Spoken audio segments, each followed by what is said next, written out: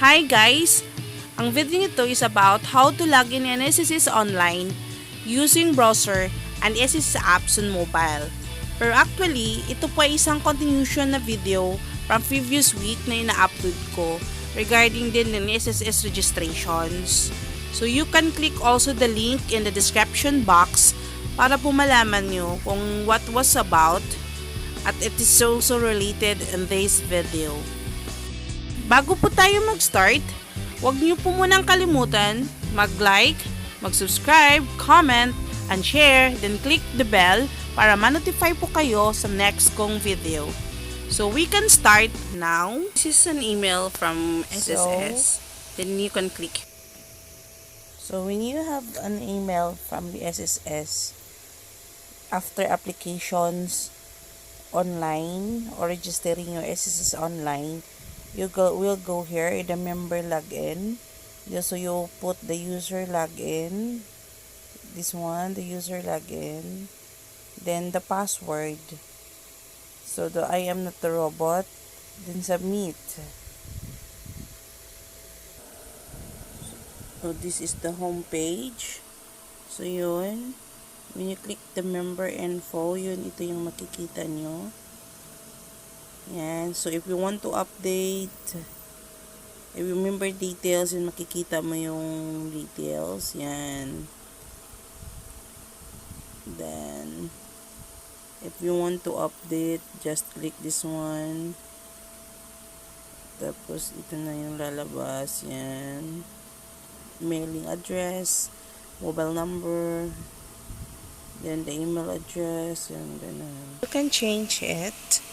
So, you just click next din. Yan na po. Tapos next, i-change passwords. Since new pa yung ano nyo, so you change the password. Yan. Yung current password na gamit or text nyo galing ng SSS or ng email, then you change nyo ng new password. At least 8 alphanumeric. So, may number lang po siya. Right, isa. Then confirm. Then you can change na. So, every 90 days, actually, nag-expire yung password. So, you need to change it. Then, another access is yung inquiry. So, dito sa inquiry, makikita mo yung mga contributions, eligibility loan info, and then sickness maternity. So, if you want to know that your contribution is already posted and the SSS record, malalaman mo. Just click the contribution. Yan. So, makikita mo na siya.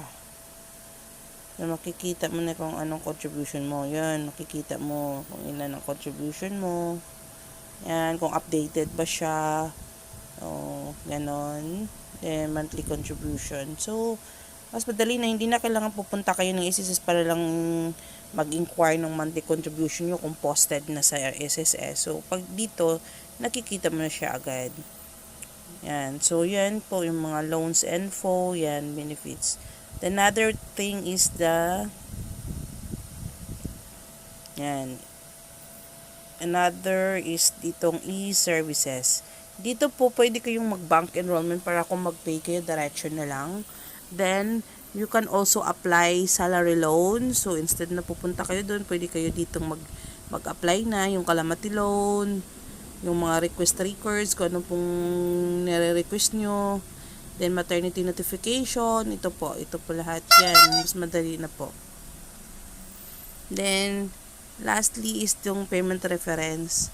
Yung payment reference number or PRN, kailangan nating mag-generate nito talaga. Importante ito kasi hindi kayo makapag-pay kahit sa SSS or sa payment center like SM, Bayad Center kung wala pong PRN. So, hindi nag-a-accept pati yung bank.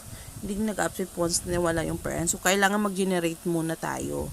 So, if you want to try generate, then yan. Yan, so click generate PRN. Yan, so if you are voluntary or OFW, yan, so since voluntary, then the month, for example, August, or you, for example, your quarterly pay sa July 2020.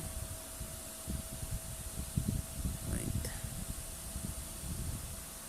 Then September 2020.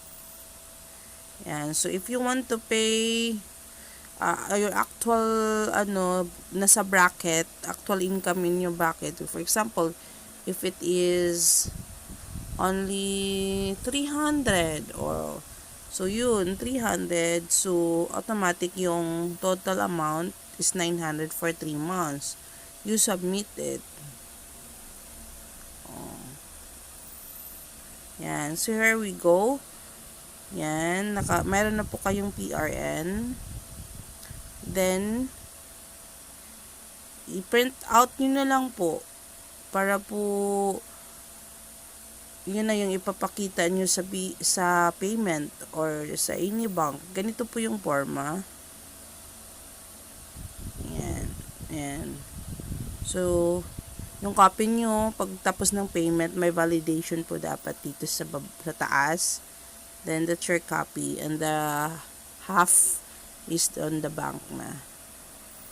So, that is guys. So, mas maganda din po kung madali lang makapag-registered login if you downloaded SSS Apps.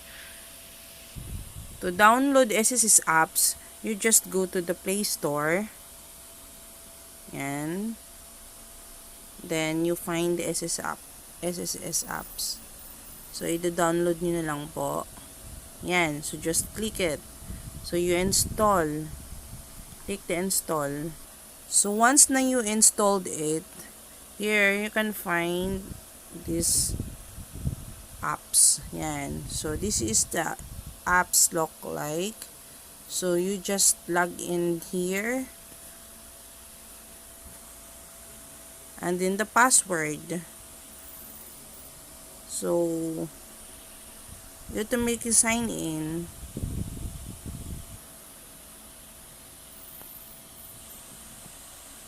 Oops. Since once you log in na, o sign in, ito na po yung forma ng dun sa apps. So, you can, here, this is my info, then my contribution. So, mas madali na po siya. So, you can generate also here. So, yun. Same lang po dun sa pinakita ko sa inyo kanina. So, you just click my information kung gusto nyo mag-update ng information.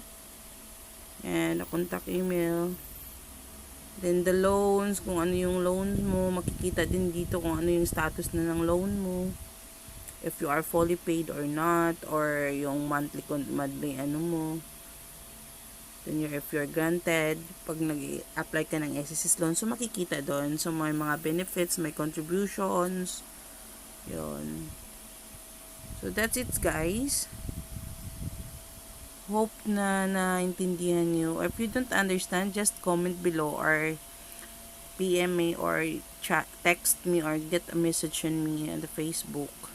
So, I can also reply as soon as possible. Okay, thank you for watching.